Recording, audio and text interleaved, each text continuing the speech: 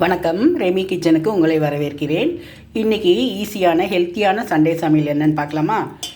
எப்பவும் போல் வழக்கம் போல் நல்லா வடித்த புழுங்கலரிசி சாதம், சுட சுட புழுங்கலரிசி சாதம், சொரக்காய் சிறுபருப்பு தேங்காய் அரைக்காத கூட்டு, சொரக்காவும் சிறுபருப்பும் போட்ட கூட்டு. இது ரொம்ப ஹெல்த்தியானது, உடம்புக்கு ரொம்ப நல்லது. அப்புறம் ஒரு தக்காளி ரசம், மிளகு ஜீரகம் எல்லாம் போட்டு கொத்தமல்லி கருவேப்பிலையும் அரைச்சி செய்த ரசம். ஏன்னா வேஸ்ட்டுன்னு எல்லாத்தையும் எடுத்து போட்டுருவாங்க, அதனால் இப்படி செய்தோன்னா யாரும் வேஸ்ட்டுன்னு எடுத்து போட மாட்டாங்க. தக்காளி ரசம், அப்புறம் கத்திரிக்காய் முருங்கைக்காய் தொக்கு. ஃபஸ்ட்டு முருங்கைக்காவை தக்காளியோட வேக வச்சுட்டு லாஸ்ட்டாக கத்திரிக்காவை போட்டு கொஞ்சம் நேரம் வேக வைக்கணும். இல்லைனா கத்திரிக்காவோட வேகிறது ரொம்ப கம்மி டைம், ஆனால் முருங்கைக்காய் வேகிறது கொஞ்சம் டைம் எடுக்கும். அதனால் கத்திரிக்காய் முருங்கைக்காவை முதல்ல முருங்கைக்காய் வேக வச்சுட்டு அப்புறமா கத்திரிக்காவை போட்டு வேக வைக்கணும். கத்திரிக்காய் அப்போ தான் ரெண்டுமே உடையாமல் இருக்கும். கத்திரிக்காய் முருங்கைக்காய் தொக்கு. வாழைக்காவை மீன் மாதிரி வறுத்தது. இது பாருங்கள், ஆயிலே இல்லை பாருங்கள், ஆயிலே இல்லாமல் வறுத்துருக்கேன்.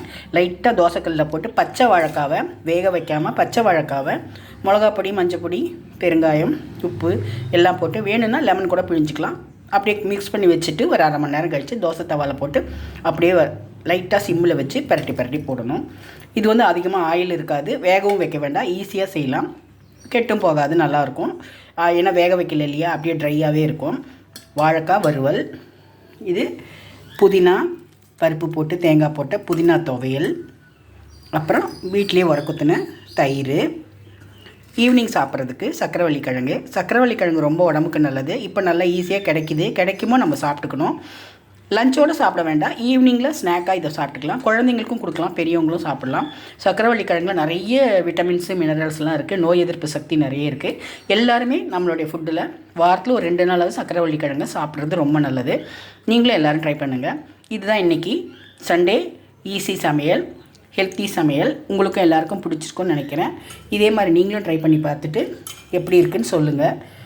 இதே மாதிரி சமைச்சிட்டு எப்படி இருக்குன்னு எனக்கு கமெண்ட் பண்ணுங்கள், ஷேர் பண்ணுங்கள், சப்ஸ்கிரைப் பண்ணுங்கள், லைக் பண்ணுங்கள். தேங்க்யூ.